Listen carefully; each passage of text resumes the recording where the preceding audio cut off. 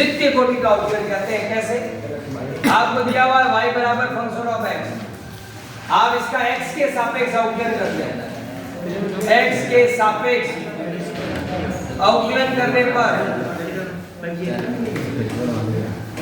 और जैसे ही इसका आपने अवकलन किया आपको मिला dy by dx, जिसको आप लोग लिखते हो एमएस है।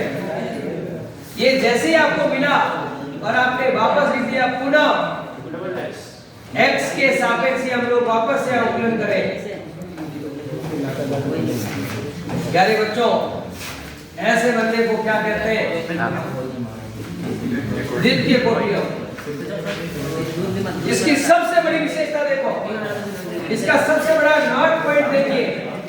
अक्सर महामूर्ख लोग जो है इसको ये समझ में रखते हैं d2 dy by dx का मतलब वही है dy by dx को दो बार डिफरेंशिएट करो चाहे यो करो।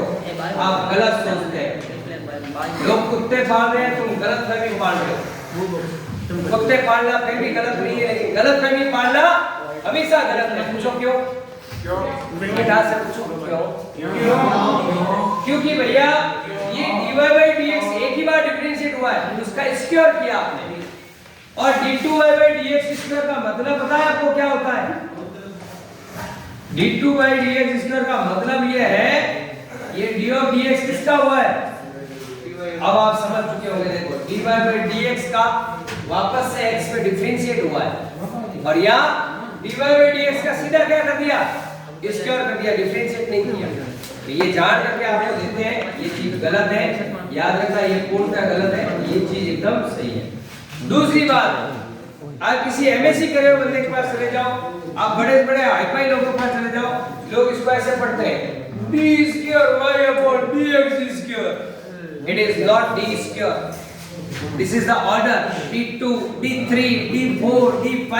अब देखिए ये ऑर्डर चल रहा है। पहली बार डिफरेंशियल हुआ d1 और अब जब होगा जब क्या होगा d2, तीसरी बार होगा जब d3, नीचे मल्टीप्लाई होता है dx स्क्वायर dx क्यूब।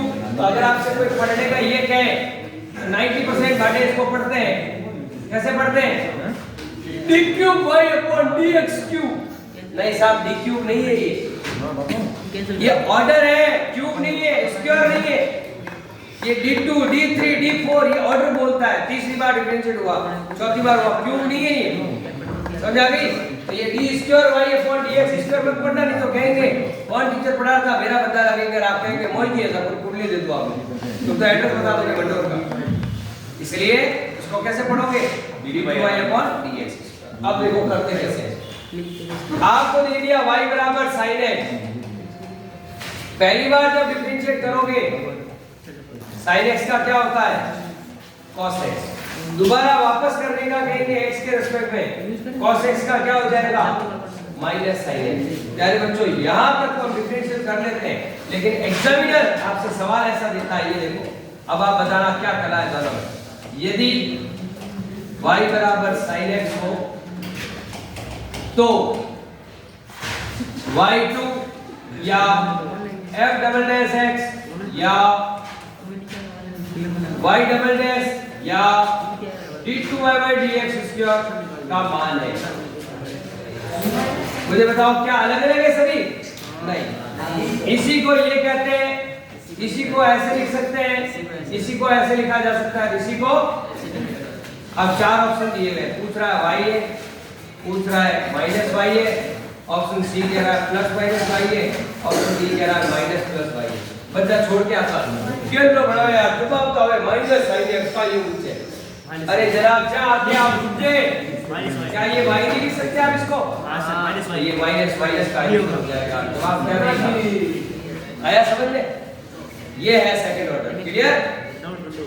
अब सुनो मेरे मुंह से, बात नहीं है ना। कल आते ही एक टॉपिक